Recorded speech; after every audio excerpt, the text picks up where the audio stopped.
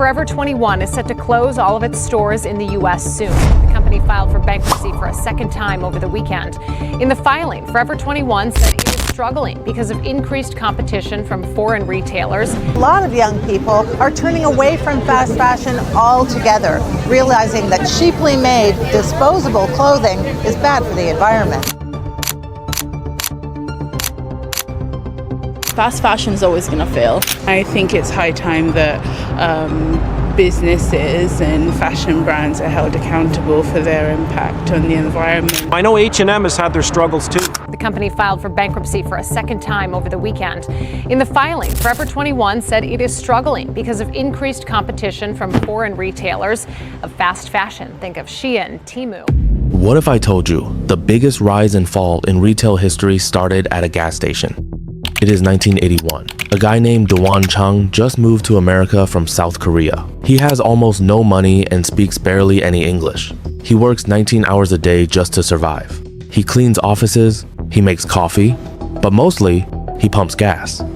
Standing at that gas station in Los Angeles, he notices something. The people driving the absolute best cars, the Mercedes, the BMWs, they all do the exact same thing for a living. They sell clothes. That single observation sparked a $4 billion empire called Forever 21. It became the absolute king of the American mall. However, the very thing that made them billions eventually destroyed them. Forever 21 won because it was fast. But then, the internet made fashion even faster. This is not just another immigrant success story. This is a business autopsy. We are going to look at how a tiny 900 square foot shop turned into a global monster. We will see how they completely rewrote the rules of retail and changed how young people shop. But more importantly, we will see how blind ambition, too many massive stores, and the rise of ultra-fast online rivals like Shein and Temu brought the whole thing crashing down. Built by speed, killed by speed. Here is exactly how it happened. Let's go back to 1984. Do Won Chang and his wife Jin Sook finally save up $11,000 from their brutal minimum wage jobs. They rent a tiny space in Highland Park, Los Angeles. They call it Fashion 2-1. Their strategy is brilliant but incredibly simple. They buy cheap clothes directly from wholesale manufacturers right there in the LA garment district. This means they can put new trends on their shelves in a matter of days. Think about how crazy that was. Back then, traditional stores like Macy's or Gap planned their clothes 6 months in advance. Fashion 21 did it in less than a week. The results speak for themselves. In their first year alone, they make $700,000 in sales. They quickly realized they found a cheat code.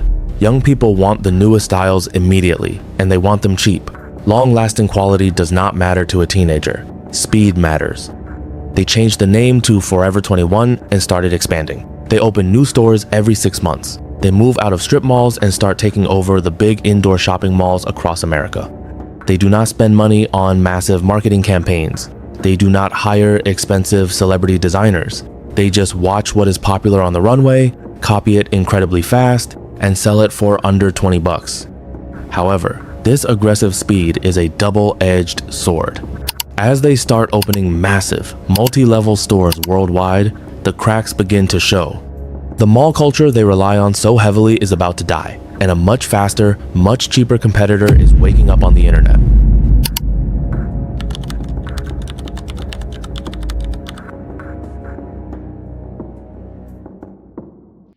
By the mid-2000s, Forever 21 was an absolute machine.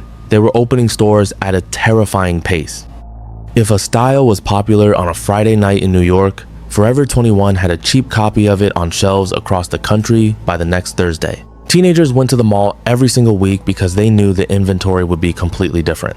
It was an addiction. Then came the year 2008. The global economy crashed. For most retailers, this was a nightmare.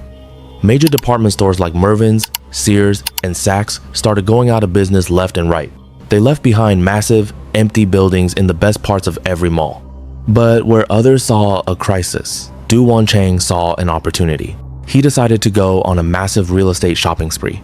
Forever 21 started taking over these giant department store spaces. Originally, a normal Forever 21 store was around 5,000 square feet. Suddenly, they were opening stores that were 40,000 to 90,000 and even 150,000 square feet. They opened a monster flagship store in Times Square that cost $20 million a year just in rent. They opened a massive 127,000 square foot store in Las Vegas. For a while, it looked like a stroke of genius. By 2015, the company hit its absolute peak. They had over 800 stores worldwide. They were bringing in $4.4 billion in annual revenue. The former gas station worker and his wife were now worth an estimated $5.9 billion. They were billionaires. They were the undisputed king and queen of fast fashion. However, they were walking straight into a trap. To fill those massive, giant stores, they had to buy a ridiculous amount of clothes. And more importantly, they had to pay astronomical rent bills every single month, whether people bought the clothes or not. They bet everything on the American mall, but the mall was about to die.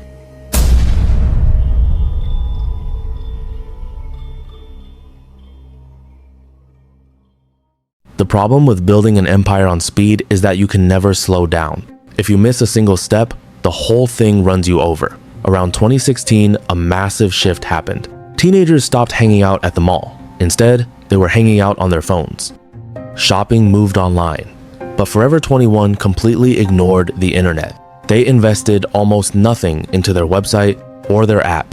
They truly believed that if they built a giant, beautiful store in a mall, kids would always show up. They were wrong. Mall traffic started dropping fast. Suddenly, that giant Times Square store became a financial nightmare. Reports show that the store was paying $20 million a year in rent, but only making about $30 million in sales. Once you paid for the clothes, the workers, and the electricity, that store was losing millions of dollars. And it wasn't just Times Square. Hundreds of their massive stores across America were suddenly burning through cash. To make matters worse, the clothes started getting worse. Because they had to fill these giant spaces, they started selling random things like home decor and bad makeup. The trends weren't hitting anymore.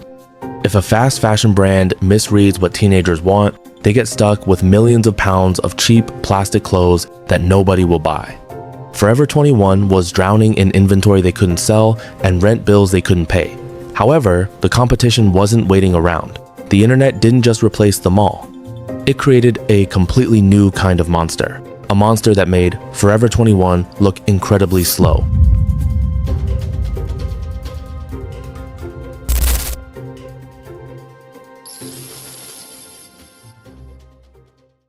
Enter the era of ultra-fast fashion. New online giants like Shein and Temu entered the game. Forever 21 thought they were fast because they could design and ship a shirt in 2 weeks. But Shein could do it in 3 days. Even worse, Shein didn't have to pay rent on 800 massive buildings. They didn't have thousands of mall workers to pay. They just shipped directly from factories to the customer's house. They undercut Forever 21 on price, speed, and variety. The math caught up to Forever 21. In September 2019, the company officially filed for Chapter 11 bankruptcy. They closed hundreds of stores. They pulled out of Europe and Asia entirely. The founders lost their billionaire status. To save the brand from completely disappearing, a group of mall landlords actually bought the company just to keep the storefronts open. But the bleeding never truly stopped. The brand struggled to find its identity in the online world. Fast forward to March 2025, and the company hit rock bottom. The US. Operator of Forever 21 filed for bankruptcy yet again, carrying a massive $1.58 billion in debt. The American dream story was officially over. It turned into a total business liquidation. The story of Forever 21 is a masterclass in the brutal reality of business. Do Won Chang came to America with nothing. He watched the rich guys driving fancy cars at his gas station, figured out their secret, and built a global empire using pure hustle and speed. He beat the old, slow department stores by changing the rules of the game, but business has no loyalty. The exact same weapon Forever 21 used to destroy its competition was eventually turned against them. They won because they were faster than the old world. Then, they lost because they became the old world. In the end, the company that promised to keep you young forever simply couldn't keep up with time. Built by speed, killed by speed.